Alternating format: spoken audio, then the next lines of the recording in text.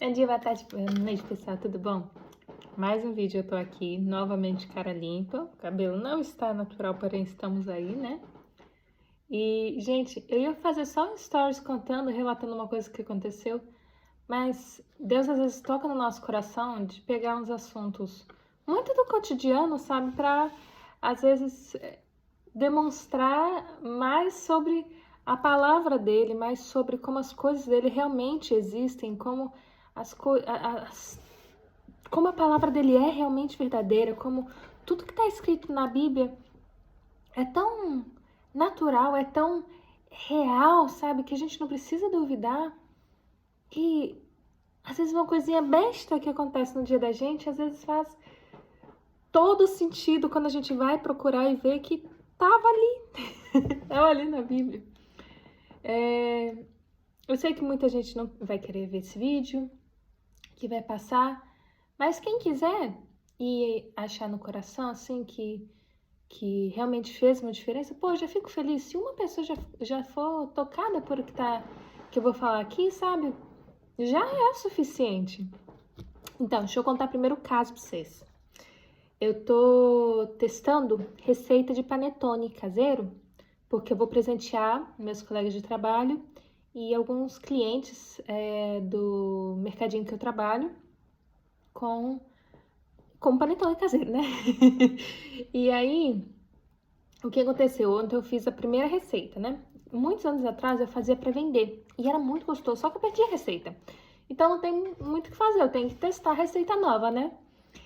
E aí eu fiz ontem, certinho, fiquei exatamente o que estava na receita, exatamente o que eu fiz, segui passo a passo e tudo mais, legal. E aí acabou que ficou bonito, ficou com cara de panetone. Quando eu tava quentinho, tava com cheiro de panetone. Mas quando eu e meu marido fomos provar, não tava com gosto. E quando eu cortei, eu vi que a consistência não tava consistência de panetone. Aí eu até brinquei, tá pane, mas não tá tone, que pane é pão.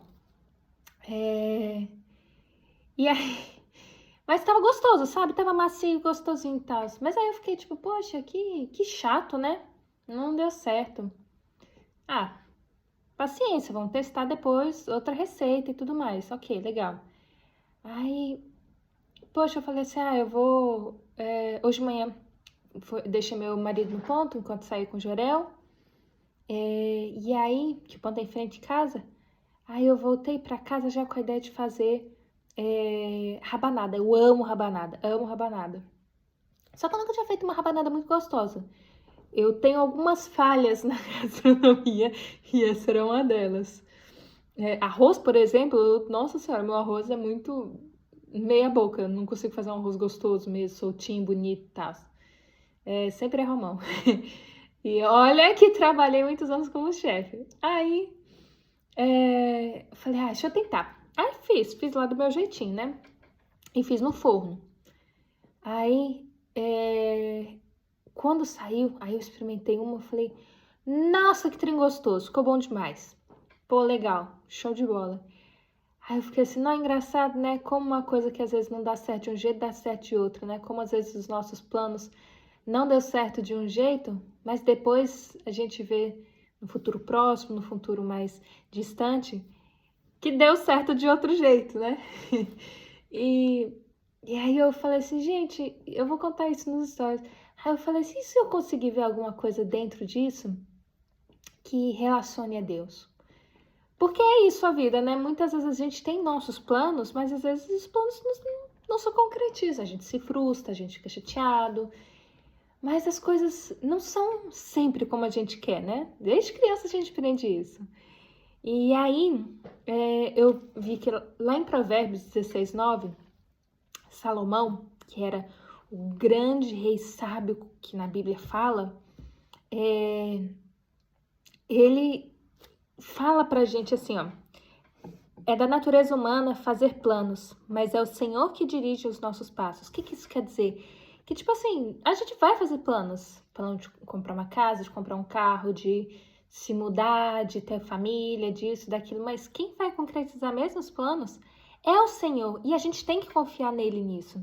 E confiar, gente, é muito difícil, porque às vezes quando você não vê e você tem que confiar que o melhor vai ser feito, você faz a sua parte, mas o melhor vai ser feito porque quem vai estar controlando isso é Deus, é muito louco. E às vezes a gente não tem essa capacidade mesmo de pensar, de ouvir e concretizar isso dentro da gente, sentir lá dentro que, não, beleza, ok, show, Deus está no controle, então beleza, não vou me preocupar. Porque a gente dá umas piradas com isso. Aí, se a gente for lá em Jeremias 29:11, fala exatamente assim. É Deus falando com Jeremias, né? Pois eu sei os planos que tenho para vocês, diz o Senhor. São planos de bem e não de mal, para lhe dar para lhe dar o futuro pelo qual anseiam.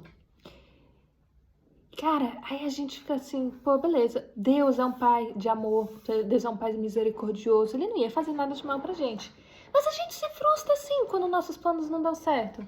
Mas a gente se frustra porque a gente não concentra que quem realmente tem que estar no controle de tudo é Deus. A gente pode fazer os planos que a gente quer, e é natural, é normal, Deus sabe disso, mas a gente tem que também confiar, entregar esses planos a Deus e confiar que o melhor vai ser feito do jeito que Ele tem pra gente. E a gente também vê isso com Paulo falando na carta lá em Romanos, capítulo 8, verso 28. Versículo 28, perdão. Aqui. Sabemos que Deus faz todas as coisas cooperarem para o bem daqueles que o amam e são chamados de acordo com seu propósito. A gente ama Deus. Não como Deus ama a gente, que rapaz, aí a gente já entra em outro local que a gente não tá agora querendo muito falar sobre, né? Mas,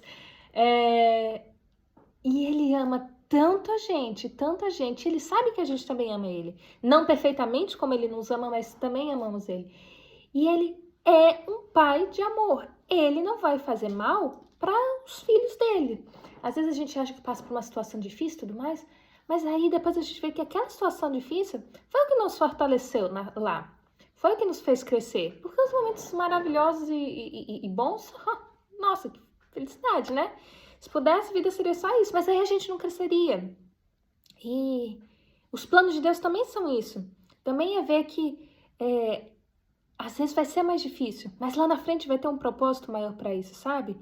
E é muito, muito difícil ver isso. Muito difícil. Às vezes é uma libertação que a gente tem lá na frente. Às vezes é um descanso, às vezes é um crescimento espiritual, físico. São várias coisas, sabe? E também lá em Isaías 55, 8, 9... 55... Ei, cadê? Ah, tá aqui. Isaías 55, versículo 8 e 9. Diz assim...